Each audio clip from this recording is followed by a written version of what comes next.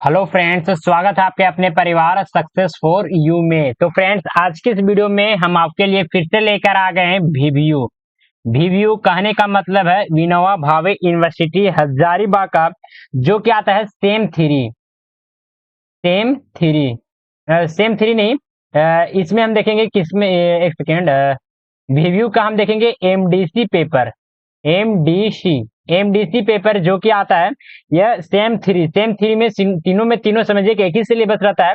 जैसे same one, same to और same three, यानी कि तीनों सेमेस्टर में एक ही सिलेबस। अगर आप एमडीसी पेपर लेते हैं और कौन सा पेपर, तो हिस्ट्री। अगर हिस्ट्री पेपर अगर आप लेते हैं तीनों में से, फर्स्ट सेमेस्टर, सेकंड सेमेस्टर और थर्ड सेमेस्टर, इन तीनों सेमेस्टर में से किसी भी पेपर में अगर आप, किसी भी सेमेस्टर में अगर एमडीसी पेपर में अगर हिस्ट्री लेते हैं, तो आपके लिए ये बहुत ही इंपॉर्टेंट क्वेश्चन हो जाएगा, समझे ना। सारे के सारे इंपॉर्टेंट क्वेश्चन का मैं सीरीज लेकर आ रहा हूं आपके लिए, जो कि ये फर्स्ट वीडियो है, समझे ना। ऐसे ही बहुत सारे क्वेश्चन का वीडियो आपको मिलेगा, लगभग आपको 15 वीडियो मिलेगा। 15 वीडियो को अगर आप ध्यान पूर्वक देख लेते ना, बहुत ही लिमिटेड टाइम में आपको करवाया जाएगा, और बहुत ही समझिए कि इजी लैंग्वेज में, समझे ना। आपके बढ़िया से एकदम आपको समझ में आ जाए कि आप अगर एक बार भी आप एथी को देख लेते हैं, वीडियो को देख लेते हैं, उसके बाद एक बार आप रिवीजन कर लीजिएगा पीडीएफ के माध्यम से। पीडीएफ आपको टेलीग्राम चैनल पर मिल जाएगा। टेलीग्राम चैनल का लिंक आपको इसी वीडियो के डिस्क्रिप्शन बॉक्स में मिल जाएगा, तो वहां से आप ज्वाइन कीजिए, फ्री में पीडीएफ आप प्राप्त कर सकते हैं, समझे ना। तो एमडीसी पेपर अगर आपका हिस्ट्री है, अगर आप सेमेस्टर 1 में है या फिर सेमेस्टर 2 में है या फिर सेमेस्टर 3 में है, आप कोई भी सेमेस्टर में है, इन तीनों सेमेस्टर में से आपको टेंशन फ्री रहना है, अगर आपका एमडीसी पेपर में हिस्ट्री होगा तो चलिए इस पेपर का हम देखते हैं इंपॉर्टेंट क्वेश्चन। और मैं बता दूं स्टार्ट करने से पहले कि अभी तक इस चैनल को सब्सक्राइब नहीं किए हैं, तो जरूर से जरूर चैनल को सब्सक्राइब कर ले, ताकि आने वाले जितने भी सारे इंपॉर्टेंट क्वेश्चन के वीडियो हो सबसे पहले आप तक पहुंचे। और वीडियो को आप लोग प्रयास कीजिए कि लाइक ज्यादा से ज्यादा करें, समझे ना। आप लोग लाइक करना, एकदम क्लास करते हैं सिर्फ लाइक नहीं करते हैं, समझे ना। तो क्लास करते हैं तो ठीक बात है, लेकिन एटलीस्ट प्रयास कीजिए कि लाइक कीजिए, समझे ना। लाइक कीजिएगा तभी हमको भी मोटिवेट मिलेगा, और ज्यादा से ज्यादा वीडियो को आप शेयर कीजिए अपने दोस्तों के साथ जो कि साथ में पढ़ रहे हैं, समझे ना, ताकि उनका भी बेहतर तैयारी हो सके। तो चलिए फर्स्ट क्वेश्चन में देखते हैं, मतलब कि फर्स्ट क्वेश्चन, हर एक सेशन में हम एक एक क्वेश्चन को डील करेंगे। लगभग हम 15 से लेकर 20 क्वेश्चन को बतलाएंगे, समझे ना। एक सब्जेक्ट में 15 से 20 क्वेश्चन आपको बतलाया जाएगा। 15 से 20 क्वेश्चन में समझिए कि आपका इतना क्वेश्चन अगर आप कर लेते ना, तो एक भी क्वेश्चन उससे बाहर नहीं जाएगा। अगर इससे आपको ऑब्जेक्टिव भी पूछा जाता है, या फिर वन लाइनर क्वेश्चन पूछा जाता है, लॉन्ग क्वेश्चन पूछा जाता है, शॉर्ट क्वेश्चन पूछा जाता है, सारा का सारा क्वेश्चन आपको यहाँ से बन जाएगा। तो आपको टेंशन फ्री रहना, सिर्फ आपको क्लास कीजिए। ऐसे तो इसमें ऑब्जेक्टिव नहीं पूछा जाएगा, वन लाइनर पूछा जाएगा, तो आपको ध्यान में रखना। तो देखिए इसमें बहुत ही इंपॉर्टेंट क्वेश्चन बन जाता है, ये इंपॉर्टेंट क्वेश्चन बन जाता है। तो इस देखिए क्वेश्चन में क्या दिया जा रहा है, तो 1857 के विद्रोह के कारणों की विवेचना करें, यानी कि जो कि 1857 का जो क्रांति हुआ था, वो किन किन कारणों से हुआ था, उनके बारे में हमको बतलाना है, समझे ना। मोस्ट इंपॉर्टेंट क्वेश्चन है, समझे ना, बहुत बार एग्जाम में पूछे जा चुके हैं, समझे। तो चलिए स्टार्ट करते हैं इसका आंसर। और आप लोग प्रयास कीजिएगा कि जिस प्रकार से यहाँ पे पीपीटी में आंसर लिखा गया ना, उसी प्रकार से पॉइंट बना बना कर लिखिएगा, ताकि जो कि आंसर एग्जामिनर है, जो कि चेक करेगा एग्जामिनर पेपर को, तो समझे कि आपका नंबर जो कटने का चांस रहता है ना, वो बहुत कम हो जाएगा, समझे ना। क्योंकि बहुत ही समझे कि अनुभवी शिक्षकों के द्वारा समझे कि ये सारा पीपीटी वगैरह तैयार किया गया है, समझे। तो चलिए देखते हैं इस क्वेश्चन का उत्तर में हम स्टार्ट करेंगे, क्या लिखेंगे। तो 1857 का विद्रोह के कारणों की विवेचना निम्नलिखित बिंदुओं में की जा सकती है, यानी जो कि 1857 का जो कारण था, विद्रोह का जो कारण था, उसकी विवेचना निम्नलिखित बिंदुओं के माध्यम से किया जा सकता है। जिसमें से फर्स्ट आता है, फर्स्ट क्या आता है, तो राजनीतिक कारण। कौन कौन से राजनीतिक कारण में किस प्रकार से प्रभाव डाला था 1857 की क्रांति पर, तो चलिए उससे भी देखते हैं। जिसमें फर्स्ट पॉइंट आता है लॉर्ड डलहौजी की विलय नीति। लॉर्ड डलहौजी की विलय नीति, डलहौजी ने कई भारतीय रियासतों को ब्रिटिश साम्राज्य में मिलाने के लिए इस नीति का प्रयोग किया। जिन रियासतों में कोई पुरुष उत्तराधिकारी नहीं होता, उन्हें ब्रिटिश साम्राज्य में मिला दिया जाता था। यह नीति भारतीय शासकों के लिए अपमानजनक थी। अब देखिए इस पॉइंट को अगर आप ध्यान से समझिएगा, तो देखिए एक नीति लाया गया था, किनके द्वारा, तो ये नीति लाया गया था ब्रिटिश साम्राज्य के द्वारा। एक नीति बनाया गया था कि जो भी राजा का समझे ना, राजा का अगर कोई अपना उत्तराधिकारी, वो अपना उत्तराधिकारी कहने का मतलब है कि और भी पुरुष होना चाहिए, ना कि महिला। अगर उसका पुरुष बेटा, यानी कि बेटा अगर उसका नहीं रहता है कोई राजा का, तो समझे कि अगर वो राजा किसी को गोद भी लेता ना, तो उसका जो राजपाट है, जो उसका उस राजा का जो साम्राज्य है, वो उसको जो गोद लिए हुए बेटे को नहीं दिया जाएगा, या फिर उसका बेटी है उसको भी नहीं दिया जाएगा, समझे ना। वो क्या किया जाएगा, उसका जो जितना भी साम्राज्य है वो ब्रिटिश साम्राज्य में मिला दिया जाएगा, मतलब कि अपने अंडर में ब्रिटिश सरकार ले लेगा। समझिए कि ये नियम बनाया गया था, इसके कारण से जितने भी भारतीय शासक थे उनके मतलब कि अपमानजनक थी कि बहुत सारे देखिएगा तो शासक का जो कि बेटा नहीं होता था, वो बहुत सारे गोद लेकर मतलब कि एडॉप्ट कर कर अपना जो कि वंशज में रखते थे, समझे ना। तो एडॉप्ट किए हुए जो बालक होते थे उनको उनका जो साम्राज्य है वो नहीं दिया जाता था इस नीति के तहत। तो इसके कारण से जो कि राजा थे वो बहुत ही ज्यादा मतलब कि समझिए कि यहाँ पे थी था क्या कहते हैं, गुस्सा हुए थे, मतलब आक्रोश थे, समझे ना, इस नीति के कारण। अब नेक्स्ट में आते हैं, नेक्स्ट पॉइंट आता है अवध में विलय। क्या बोला जा रहा है, तो अवध में विलय, जो कि 1856 में अवध राज्य को ब्रिटिश साम्राज्य में मिला लिया गया, जिससे वहां के लोग या संतोष या वहां के लोगों में यह संतोष बढ़ गया। अब देखिए क्या किया गया, तो अवध को भी इसी नीति के तहत समझे ना कि जो ब्रिटिश साम्राज्य है वो अपने अंडर में ले लिया 1856 में। इस कारण से भी समझिए कि यह विद्रोह होने की जो कि कारण था वो पकड़ रहा था यहाँ से, समझे ना, पूर्ण रूप से तो नहीं हुआ था लेकिन कारण ये भी बन रहा था। अब चलिए नेक्स्ट कारण में देखते हैं, नेक्स्ट कारण में देखिए क्या बोला जा रहा है, तो आर्थिक कारण, कौन कौन से आर्थिक कारण यहाँ पे बन रहे थे। तो देखिए फर्स्ट पॉइंट में आता है भारी कर और भूमि नीति। इसमें देखिए ब्रिटिश सरकार की कर और भूमि नीति के कारण किसानों और जमींदारों पर भारी कर लगाया गया, जिससे उनकी आर्थिक स्थिति खराब हो गई। यानी कि देखिए आर्थिक कारण क्या बनता है, तो देखिएगा कि ब्रिटिश सरकार समझिए कि सारे जो जमीन वगैरह थे वो सारे अपने अंडर में रख लिए थे, तो किसानों को देते थे समझिए कि एक रियायती की तरफ है कि आप तुम अगर कर का भुगतान करेगा तो ही समझो तुमको खेती करने का लिए फिर या कोई बिजनेस वगैरह करने के लिए तुमको दिया जाएगा, समझे ना। तो जमींदारों पर क्या जाने लगा कि भारी मात्रा में कर को थोपा जाने लगा, कि जैसे मैं अभी फिलहाल आप लोग जीएसटी देते हैं तो 18% देते हैं, 32% देते हैं, ऐसे कुछ जीएसटी, तो आप लोग ये एक प्रकार का टैक्स हो गया। टैक्स करने का मतलब है कि कर हो गया, समझे ना। इस प्रकार से किसानों पर और जमींदारों पर जिसके पास जमीन ज्यादा मात्रा में होते थे उन पर बहुत ही अधिक मात्रा में कर वसूला जाता था, समझे ना, ब्रिटिश सरकारों के द्वारा। तो इसके कारण से भी आर्थिक कारण बना था। और नेक्स्ट पॉइंट में आते हैं भारतीय उद्योगों का पतन।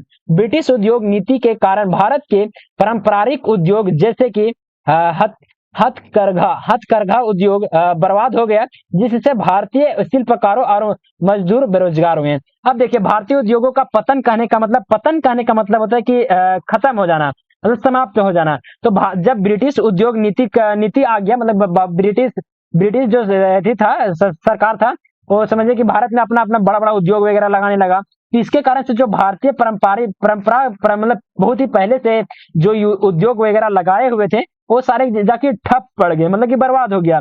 जिसके कारण जो कि शिल्पकार थे जो मूर्ति वगैरह बनाते थे, प्लस में मजदूर जो थे भारत के वो सारे के सारे बेरोजगार हुए। तो ये भी कारण बन जाता है आर्थिक कारण में, समझे ना। तो ये सारे पॉइंट को आप जरूर से जरूर नोट कर लीजिएगा। नेक्स्ट पॉइंट में आता है सामाजिक और धार्मिक कारण। और ये एक मोस्ट इंपॉर्टेंट पॉइंट बन जाता है, समझे ना। ये मोस्ट, वैसे तो सारे इंपॉर्टेंट पॉइंट है लेकिन ये मोस्ट इंपॉर्टेंट पॉइंट है, इसको आप जरूर से जरूर इसको आप ध्यान में रखिएगा, समझे ना। इसमें देखिए क्या दिया, तो धार्मिक हस्तक्षेप। भारतीयों को यह महसूस हुआ कि ब्रिटिश सरकार उनके धार्मिक और सामाजिक जीवन में हस्तक्षेप कर रही है। ईसाई कमिश्नरी की गतिविधि ने भारतीयों को आकांक्षा में डाल दिया कि उनके धार्मिक स्वतंत्रता छीन ली जाएगी। देखिए क्या किया गया, तो ब्रिटिश जो सरकार थे ना उनके पीछे समझिए कि जो ईसाई धर्म था वो समझिए कि मतलब कि बढ़ावा वो सबको मिल रहा था। बहुत सारे जो कि भारतीय थे, हिंदू थे और मुस्लिम थे, मतलब अन्य जो भी गैर ईसाई जो थी था, तो वो सारे के सारे समझिए कि अब उन सारे के हित में, मतलब उन सारे के हित में बहुत ही ज्यादा मतलब कि उस पर निर्दयी भावना का अथी होने लगा। ईसाइयों को छोड़कर मतलब कि हिंदू पर भी और समझिए मुसलमानों पर भी बहुत ही समझिए कि उस पर अत्याचार होने लगा। तो इस कारण से समझिए कि बहुत मतलब कि जो वहाँ के लोग हैं उन लोग सोचने लगे कि देखिए इस पर तो हमारे ऊपर प्रताड़ित कर रहा है, मतलब यानी कि हमारी जो धार्मिक स्वतंत्रता है उनको छीन ली जा रही है। यानी कि जो हमारी जो धार्मिक है, कोई पूजा पाठ वगैरह करना, समझे ना, कोई जुलूस वगैरह निकालना, उस पर समझिए कि ये रोक लगाने का प्रयास ये सरकार कर रही है, समझे ना। तो इसे भी देख लीजिएगा धार्मिक हस्तक्षेप के बारे में भी। अब चलिए नेक्स्ट में आते हैं, इसी पॉइंट में नेक्स्ट में आता है सामाजिक सुधार। ब्रिटिश सरकार द्वारा सती प्रथा और बाल विवाह पर प्रतिबंध लगाया। देखिए ये बहुत ही अच्छा किया इसी ब्रिटिश सरकार ने। तो ये बाल विवाह सती प्रथा पर प्रतिबंध तो लगाना ही चाहिए था। जैसे सामाजिक सुधारों में भारतीय समाज में कुछ हिस्से में असंतोष बढ़ गया। देखिए ये काम तो हुआ सही, समझे ना, लेकिन बहुत आदमी देखेगा ना कि कोई सही काम होने के बावजूद भी बहुत सारे लोग यह असंतोष हो जाते हैं, समझे ना। जैसे कि आप लोग देखे होंगे कि जनसंख्या नियंत्रण पर हम क्लास करवा रहे थे, क्लास 12th का साथ क्लास करवा रहे थे, उसमें जनसंख्या नियंत्रण पर समझे जनसंख्या वृद्धि के बारे में हम पढ़ रहे थे। तो उसमें हम देख रहे थे कि बहुत सारे जो सरकार है वो बहुत सारे प्रयास कर रहे हैं, बहुत सारे नीति वगैरह ला रहे हैं, बहुत सारे जागरूकता फैला रहे हैं कि नहीं से जनसंख्या कम कीजिए कम कीजिए। लेकिन ये आप लोग भी जानते होंगे कि जनसंख्या ज्यादा हो जाने के कारण बहुत सारी समस्या राष्ट्र में आते हैं, मतलब कि भारत में आते हैं। इस कारण से समझिए कि जागरूकता फैलाया जा रहा है, लेकिन उसके बावजूद भी बहुत सारे ऐसे लोग हैं जो कि समझ रहे हैं कि ये सब फालतू काम है, मेरा तो काम है, वो अल्लाह का देन है, चाहे ऊपर वाले के देन है, समझे ना। ये सब समझिए कि एक भावना पैदा करके जनसंख्या में बढ़ोतरी किए जा रहे हैं, यानी कि उस सब के बारे में समझिए कि गलत वो सब क्या उन सब का ये सोच है कि सरकार हमारे मतलब कि हमारे बारे में गलत बोला जा रहा है कि मतलब कि जनसंख्या बढ़ाते हैं तो ये हो जाता है, ये हो जाता है, मतलब वो सब गलत इम्पैक्ट पड़ता है। तो ये कारण भी हो सकता है, समझे ना। इस कारण से भी संतोष बढ़ गया था। अब नेक्स्ट में आता है सैन्य कारण, और ये भी बहुत ही इंपॉर्टेंट समझिए कि ये भी पॉइंट बन जाता है। सैन्य कारण, भारतीय सैनिकों के प्रति भेदभाव। भारतीय सैनिकों को ब्रिटिश सैनिकों की तुलना में कम वेतन और सुविधाएं दी जाती थी, जिससे उसमें यह संतोष व्यक्त होता था। जैसे कि ब्रिटिश सरकार थे, उन्हें ब्रिटिश के लोगों को भी सैनिक में नियुक्त किया गया था, प्लस में भारतीयों को भी सैनिक में नियुक्त किया गया था। लेकिन क्या किया गया कि इन दोनों में भेदभाव किया जाने लगा। जिसे ब्रिटिश सैनिक थे उन्हें एक उचित वेतन मिलता था, भत्ता मिलता था, सुख सुविधा मिलता था। लेकिन जो भारतीय सैनिक है उन्हें कुछ भी नहीं दिया जाता था। यानी कुछ भी देने का मतलब है कि नॉर्मल मिला तो मिला, ना मिला तो गज्जा तुम, मतलब एक दबाव में काम कराना एक होता है ना, उस प्रकार से वहां पे सैनिकों को इस प्रकार से किया जाने लगा, समझे ना। और ये मोस्ट इंपॉर्टेंट पॉइंट बन जाता है, ये समझे ना, ये भी मोस्ट इंपॉर्टेंट पॉइंट बन जाता है, इसे भी जरूर लिखिएगा। कारतूस विवाद में क्या था, तो नई एनफील्ड राइफल में कारतूसों में गाय और सुअर, देखिए गाय और सुअर की चर्बी का प्रयोग किया गया था। हिंदू और मुस्लिम सैनिकों को यह कारतूस काटने में धार्मिक आपत्ति थी, जिससे सैनिकों में विद्रोह की भावना बढ़ गई। अब देखिए कोई भी राज्य को चलाने के लिए, कोई भी एक समझिए कि राष्ट्र को चलाने के लिए वहां पे सैनिक समझिए बहुत ही महत्वपूर्ण योगदान देते हैं, समझे ना, बहुत ही महत्वपूर्ण योगदान देते हैं उस सुरक्षा व्यवस्था को समझिए कि सुचारू रूप से चलाने के लिए। तो क्या किया गया ब्रिटिश सरकार के द्वारा कि एक नए एनफील्ड राइफल को एनफील्ड कारतूस लाया गया, समझे ना, बहुत ही अधिक मात्रा में बना लिया गया। लेकिन उसमें क्या किया गया, तो गाय और सुअर का जो चर्बी है, चर्बी करने का मतलब है कि चमड़ा, उसमें प्रयोग किया जाने लगा, समझे ना, उस राइफल में।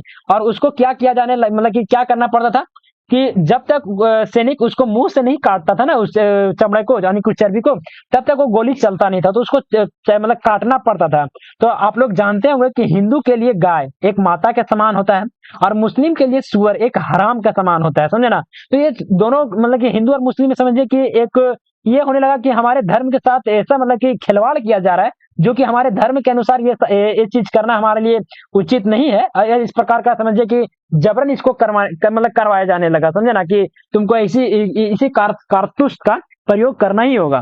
तो इस कारण से भी विवाद छिड़ गया था, समझे ना, सैनिक के बीच में आपस में कि नहीं से हम लोग इस राइफल को नहीं प्रयोग करेंगे। बहुत सारे इसमें विवाद थे, अगर थोड़ा सा डीप में जाएगा तो बहुत ही आप वीडियो लंबा हो जाएगा। तो चलते हैं, वीडियो को लंबा होने से बचाते हैं, समझे ना। और नेक्स्ट में चलते हैं क्या थे अरे यार, तत्कालिक कारण देखिए, तत्कालिक कारण कौन कौन से थे, तो मंगल पांडे का विद्रोह 29 मार्च 1947 को बेर बेकरपुर छावनी में मंगल पांडे ने ब्रिटिश अधिकारी के खिलाफ विद्रोह कर दिया। क्या किया था मंगल पांडे ने? तो 29 मार्च 1957 को क्या किया गया था? तो ये जो ब्रिटिश एक अधिकारी थे, आला ऑफिसर थे, समझे ना, मतलब एक बड़े अधिकारी थे, उनको इन्होंने गोली मार दिया, समझे ना, गोली मार दिया। अब प्लस में गोली मार दिया तो समझे कि इसमें बहुत ज्यादा विद्रोह हो गया, और विद्रोह होने के साथ साथ समझे कि इसमें बहुत ज्यादा ये होने लगा कि मतलब कि आला ऑफिसर, मतलब कि एक बड़े अधिकारी को गोली मारने का मतलब है कि फिर उसको फांसी का ही सजा दिया जाएगा, और फांसी का सजा दिया जाएगा वो तो ठीक है, लेकिन उसके बावजूद भी क्या क्या किया ब्रिटिश सरकार ने, जो यहाँ के ऑफिसर थे वो ब्रिटिश में समझे कि एक पैमान मतलब कि इंफॉर्मेशन पहुंच गया ब्रिटिश में कि ऐसे ऐसे बात है, जो कि सैनिक है, भारतीय सैनिक है, जो कि विद्रोह कर रहे हैं ब्रिटिश शासकों के प्रति, ब्रिटिश सैनिकों के प्रति। तो फिर मतलब कि और इसको जो मंगल पांडे थे उनको क्या बोला गया ब्रिटिश सैनिकों के द्वारा कि नहीं से तुम क्या बोलना कि हम लोग मुझे कि क्या कहते हैं, अरे अल्कोहल का सेवन किए हुए थे या फिर ऐसे कुछ था उसमें पॉइंट कि इसका सेवन किए थे, तो अनजाने में हमने गोली मार दिया, समझे ना, कि अपना इज्जत को बचाने के लिए ब्रिटिश सरकार से अपना इज्जत को बचाने के लिए जो सैनिक थे वो ये कहने के लिए बोले। लेकिन मंगल पांडे ने क्या किया कि जो हकीकत है, जो सत्य है, वो सत्य के प्रति हम रहेंगे, हम आपके अनुसार से जो स्टेटमेंट है वो चेंज नहीं करेंगे। इसके कारण से मंगल पांडे को फांसी भी दे दिया गया, समझे ना, इसे भी ध्यान में रखिएगा। जिसमें 1857 के विद्रोह के तत्कालिक रूप से भड़काने का काम किया, यानी कि जो ये कारण था, ये मंगल पांडे का जो विद्रोह है, ये समझे कि एक मुख्य कारण ये बन गया था, समझे ना। और ये मंगल पांडे थे, ये कौन थे? तो ब्रिटिश सैनिक का ही एक समझे कि एक सिपाही थे, समझे ना, तो आप इसको ध्यान में रखिएगा। चलिए अब इसका देखिए निष्कर्ष में क्या दिया हुआ है। निष्कर्ष लिखना कंपलसरी है। अगर आप सब्जेक्टिव क्वेश्चन दे रहे हैं, सब्जेक्टिव क्वेश्चन के आंसर लिख रहे हैं, तो निष्कर्ष आपको कंपलसरी है कि लिखना ही लिखना होगा। तो देखिए इसका निष्कर्ष में हम क्या लिखेंगे, 1857 का विद्रोह अनेक कारणों का परिणाम था, जिसमें राजनीतिक, आर्थिक, सामाजिक, धार्मिक और सैन्य कारण शामिल थे। यह विद्रोह ब्रिटिश शासक के प्रति भारतीयों को यह संतोष और संघर्ष की भावना का प्रतीक था, जिसने भारतीय स्वतंत्र संग्राम की ये नींव रखी थी। यानी कि जो भारतीय स्वतंत्र हुआ था उसको मतलब स्वतंत्र करने का एक समझिए कि नींव था, यानी कि बेस था। यहाँ पे विद्रोह हुआ था, धीरे धीरे बहुत सारे विद्रोह होते हैं, तो इसके विद्रोह होते होते समझिए कि एक प्रकार का मतलब कि भारत का स्वतंत्र होने का समझिए कि ये बेस था, स्टार्टिंग पॉइंट है ये 1857 की क्रांति मानी जाती है, समझे ना, भारतीय स्वतंत्र का बारे में। तो चलिए आपको यह वीडियो कैसा लगा प्लीज हमें कमेंट के माध्यम से जरूर बताइएगा, और ऐसे ही इंपॉर्टेंट क्वेश्चन का वीडियो देखने के लिए प्लीज चैनल को सब्सक्राइब करें, और वीडियो अगर आपको अच्छा लगे तो प्लीज इस वीडियो को लाइक करें, अपने दोस्तों के साथ ज्यादा से ज्यादा शेयर करें, ताकि हमें भी मोटिवेट मिले, समझे ना। आप लोग लाइक करना एकदम बिल्कुल भी ना भूलिएगा, बहुत ही मेहनत लगता है। अगर हम आपको एग्जैक्ट अगर आपको टाइम बताएं तो देखिए लगभग आप कितना बज रहा है, 12:09 AM में, समझिए कि 12 बजे रात को हम आपके लिए रिकॉर्डिंग कर रहे हैं ना, समझे ना। तो आप लोग थोड़ा सा समझिए बात को, बहुत ही मेहनत के बाद समझिए 12 बजे रात को जग कर अभी लगता है 2-4 और वीडियो रिकॉर्डिंग करना पड़ेगा, तो समझिए बहुत ही मेहनत लगता है। तो आप लोग भी मेरा मेहनत को समझिए और समझे ना, लाइक कीजिए, दबाकर शेयर कीजिए, समझे, ताकि हमें भी थोड़ा सा मोटिवेट मिले, और आपके लिए ऐसे ही इंपॉर्टेंट क्वेश्चन का वीडियो में आपके लिए हमेशा लाता रहूंगा। Thank you for watching this video. जय हिंद, जय भारत।